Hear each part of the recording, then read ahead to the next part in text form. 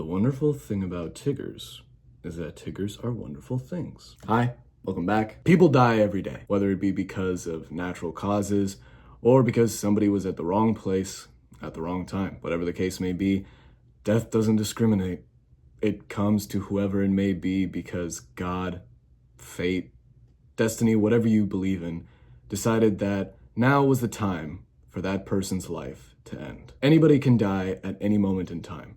But there are situations where a person does have to make a choice that will determine whether or not a person gets to live or die. And I like to analyze those situations. I like to understand how a soldier decides that the enemy deserves to die, or how a cop has to make a choice on whether or not a civilian has to die, or how a jury decides that a criminal deserves a death penalty through the court of law. It really is crazy when you look at it more closely, how humans are able to decide the fate of other humans because they believe that they're doing it for the greater good, because they believe that they are achieving justice. But that is a flexible word these days.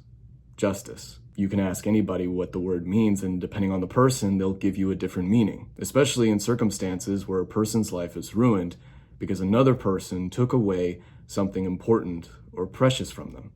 And now they're angry. So angry, in fact, that they end up redefining the word justice because of what has happened to them. In the past, if you would have asked me if a criminal deserved the death penalty for doing atrocious crimes, I would have said yes. I have no room for forgiveness to the people who end up doing such horrible, disgusting crimes to other people. And the reason is because those people are doing awful things. It's insane to believe that anybody who commits pedophilia, cannibalism, or even murder sometimes can just walk away or end up continue living because the court of law decided that it was fair, decided that that's what justice was. I will never be able to understand why a human being would be able to commit such atrocities. It's so inhumane and so disgusting that I can't even fathom how that goes through someone's mind, because I'm not able to understand how someone is able to do that. I'm not able to understand their history, their past, their pain, or their suffering. Because sometimes it's not always black and white. Sometimes when you look a little bit deeper into a person's mind and you find out a little bit more about their past, you might find out that maybe there was a reason for why they did those things. Now, don't get me wrong. I still can't forgive anybody who does those horrible things. I believe that doing such things to other people is so horrible that you do not deserve forgiveness. But these days, I do believe in giving people a second chance to find out whether or not they had a reason, to find out whether or not something led them to end up that way. Obviously, it's no excuse, and obviously it doesn't take away from all the horrible things these people did. But who am I, a human, to decide whether or not a person dies because of the horrible things they do? Obviously, there are levels to the severity of a crime, which is why we go through the court in order to determine the punishment for a criminal depending on the crime. But when they do commit these atrocities, do we have to give them the death penalty? Of course, there's plenty of history showing that there are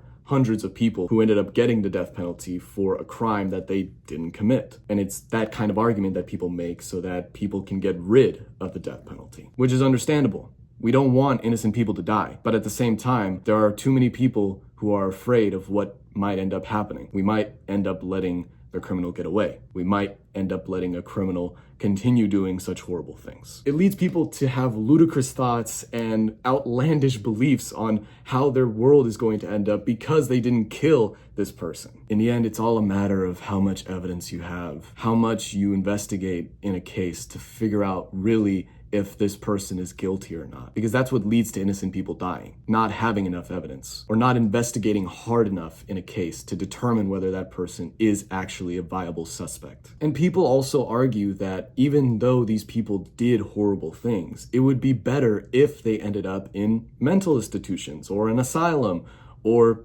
getting psychiatric treatment. Research showed that by adding additional mental health offices in a county, it resulted in 0.9 fewer violent crimes per 10,000 residents. In other words, by putting these criminals in mental health institutions, getting the right treatment, and actually receiving help by professionals, it leads to lower crime rates. And whether you believe that or not, it's up to you. But I just know for a fact there is no evidence of deterrence of violent crimes within states that allow for capital punishment or the death penalty. So then why do people have it? Why do people allow themselves to hold the responsibility of determining whether or not somebody ends up living or dying? Because as I mentioned earlier, people are afraid of letting people like this go away, to continue doing bad things. Fear is what is going to consume them. Some people say that if they have all the evidence, if they're able to convict the criminal 100% that he did the crime, that it should be up to the victim to decide that person's fate. I myself think that that's pretty fair, but I also think that that's a bit inappropriate.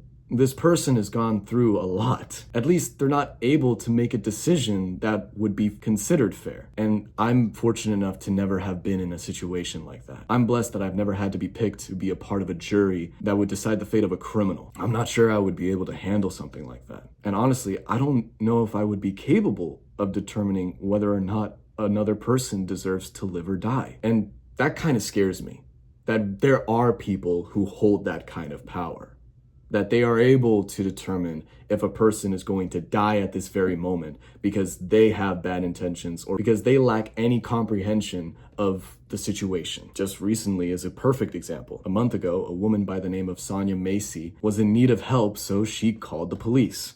And what happened whenever the deputy arrived at her home? Instead of getting help from the police, she ended up getting a bullet. And now she's dead. And that's what I mean by having the fear of knowing that there are people who hold this kind of power, because all they care about is doing what they feel is right. But then, of course, there are soldiers who participate in war.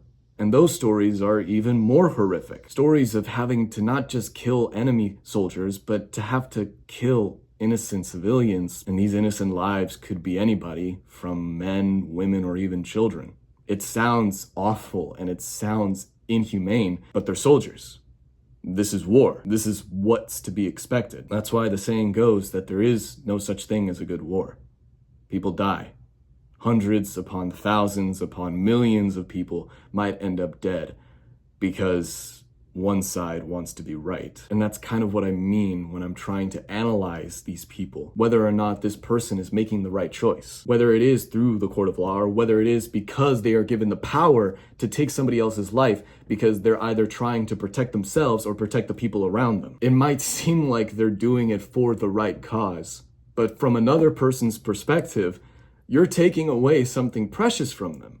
You're ruining their life because you decided to take somebody else's life. I do not know what that's like. And I can only sympathize with a person who has gone through situations like that. And honestly, if a person does receive the ability to determine whether a person deserves to live or die, I would hope that they would find it in themselves to actually pay attention, to look through different perspectives, to actually try and understand a situation. Because like I said earlier, I will never be able to forgive people who do atrocious crimes, but I can at least understand whether or not these people have had a rough past, or whether or not there was a reason for why they chose to go down this path. Because in the end, they're human, and humans are capable of making mistakes. Obviously, some worse than others. Giving a person a chance to change. Because I can look somebody in the eye and tell them that I have made plenty of mistakes in the past, that I have done things that I wish I didn't do. But the reason why I'm confident in being able to share that, or why I believe that that person will be able to understand, is because I know I am able to change. And who's to say that that person isn't able to change either? Who's to say that we can't give people the chance to change? Now, if that person is incapable of changing, even through the long period of time that they try to get help or they try to receive help, then sure, maybe they're a lost cause. But you won't know that unless you give them that opportunity. There was something that I found interesting in a show that I watched recently, and I felt like it tied into the thoughts that I'm having right about now. Murders without the intent to kill are accidents, not murders. There is no murder without the intent to kill. When there is intent to kill, there is always a reason. That's really all I wanted to talk about today. I hope you enjoyed the video. Please be sure to like, comment, subscribe, and share the video. Thanks again for watching, and keep being awesome.